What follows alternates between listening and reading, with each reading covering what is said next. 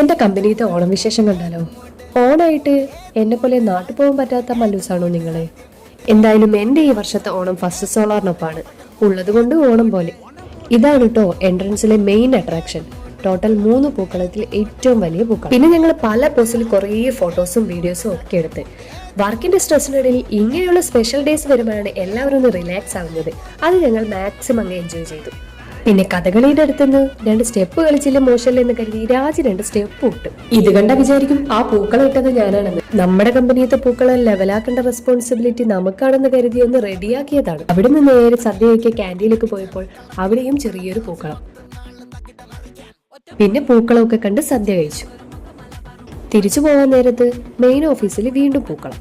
അതും ഒന്ന് നോക്കി നേരെ എൻട്രൻസിലേക്ക് പോയി പിന്നെയും കുറച്ച് ഫോട്ടോസൊക്കെ എടുത്ത്. അപ്പൊ അത്രയുള്ളൂ. എല്ലാവർക്കും ഹാപ്പി ഓണം.